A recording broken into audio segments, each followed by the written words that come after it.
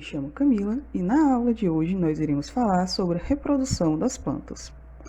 Os objetivos específicos para a nossa aula são distinguir as diferenças entre reprodução sexuada e assexuada, diferenciar órgãos vegetativos de órgãos reprodutivos e compreender como ocorrem os diferentes tipos de reprodução nas plantas. O tema da nossa aula é reprodução sexuada e assexuada das plantas, onde iremos abordar os seguintes conteúdos: órgãos de uma planta, tipos de reprodução sexuada e assexuada, técnicas de reprodução assexuada e reprodução em briófitas, pteridófitas, gimnospermas e angiospermas. Sendo assim, vamos começar a nossa aula de hoje? Bem, antes de falar da reprodução das plantas, nós devemos saber distinguir as partes de uma planta. E aí entra a distinção entre órgãos vegetativos e órgãos reprodutivos. Os órgãos vegetativos são aqueles que são responsáveis por manter a planta viva. Aí entra folha, caule e raiz. Já os órgãos reprodutivos são aqueles que estão relacionados com a reprodução, aqueles que são responsáveis por gerar novos descendentes. E aí a gente pode observar a flor e o fruto. Vale ressaltar que, embora essa seja a estrutura da maioria das plantas, vai haver exceções onde algumas espécies não irão ter todos estes órgãos. Nas plantas vão haver dois tipos de reprodução. A reprodução assexuada, onde nós vamos ter que as unidades reprodutivas se originam do mesmo indivíduo e que a partir destas vai haver a formação de indivíduos idênticos. Aí nós podemos citar como exemplo a grama e o alho. Já na reprodução sexuada, nós vamos ter a união dos gametas, originando indivíduos diferentes.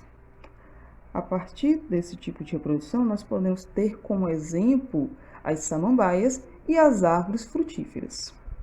Para estimular a reprodução assexuada, nós temos algumas técnicas, também conhecidas como técnicas de jardinagem. E nós vamos discutir agora sobre algumas delas, sendo a primeira sobre a divisão de touceira, que consiste em cortar partes da raiz da planta, cortar partes do rizoma e plantá-los de forma a gerar novas plantas. Essa técnica ela é muito utilizada no cultivo de cebolinhas, como vocês podem observar aqui na imagem. Outra técnica é a estaquia, que consiste em cortar partes da planta, pode ser caule, folha ou raiz, e plantá-las em um outro local, de forma a gerar uma nova planta.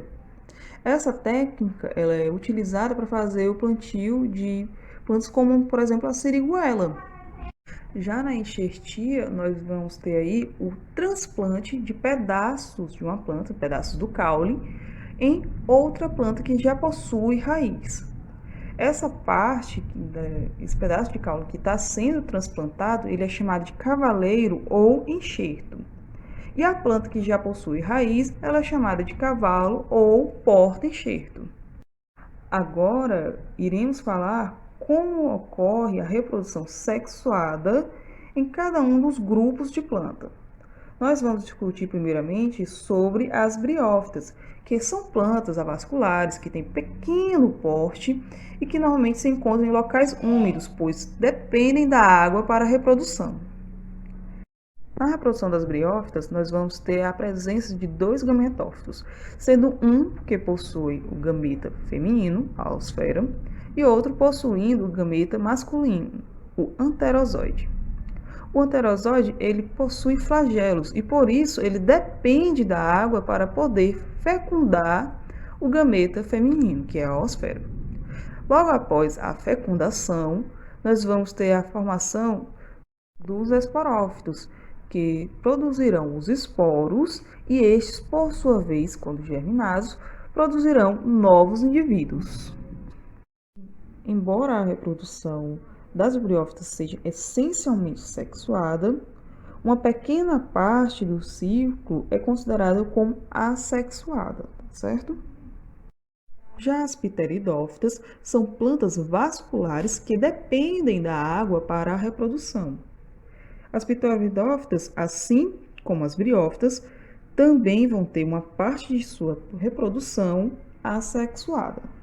Na reprodução das pteridófitas, o gametófito é hermafrodita, de modo que vai possuir ambos os gametas, masculino e feminino. O gameta masculino também possui flagelos, de modo que ele vai necessitar da água para poder fecundar a osfera. Logo após essa fecundação, nós vamos ter a formação do zigoto, e o zigoto produzirá um esporófito, que quando jovem ainda está ligado ao gametófito. Quando esse esporófito cresce, ele já não depende mais do gametófito. E vai ser no esporófito que nós vamos encontrar aquelas pequenas bolinhas marrons abaixo da folha. Esses pontinhos marrons são chamados de soros. E é nesses soros que nós vamos encontrar um conjunto de esporângios. Os esporângios, eles contêm os esporos. E esses esporos, quando germinados, produzem novos gametófitos. E aí o ciclo começa novamente.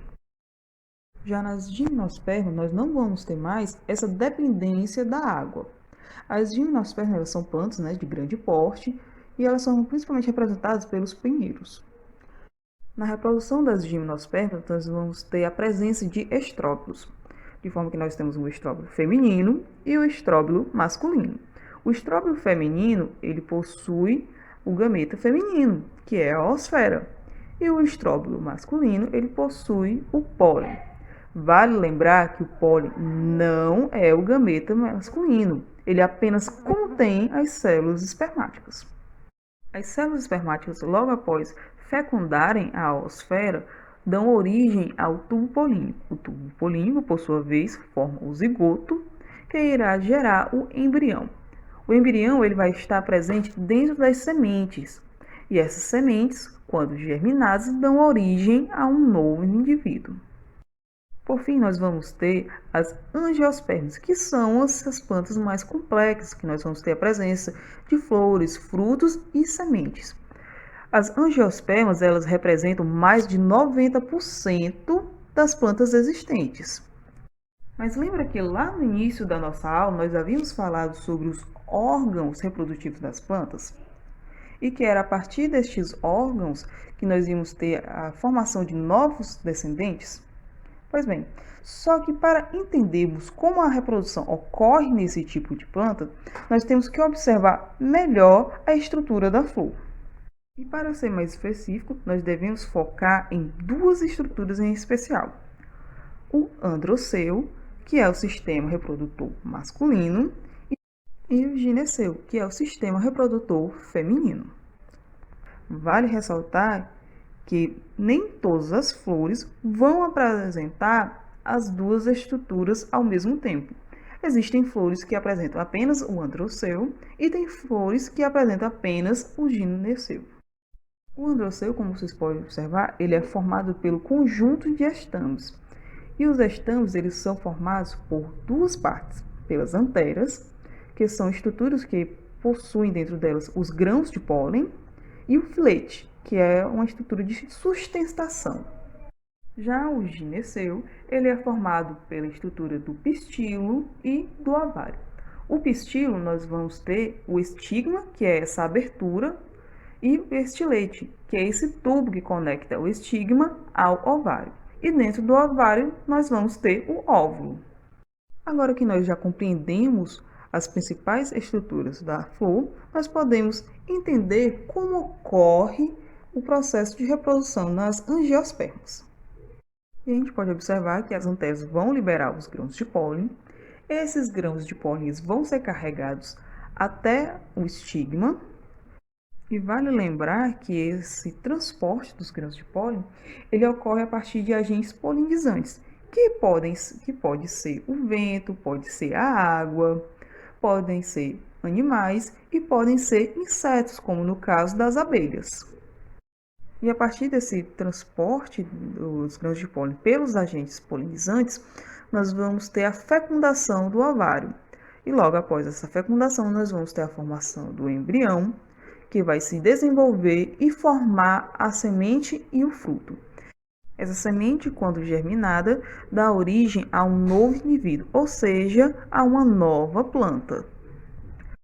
Bem, pessoal, com isso nós terminamos o nosso conteúdo sobre reprodução das plantas. E lá na descrição do vídeo vocês vão poder acessar um quiz que vai possuir questões sobre o conteúdo que nós trabalhamos ao longo dessa aula. Aqui são algumas das referências que nós utilizamos e muito obrigada!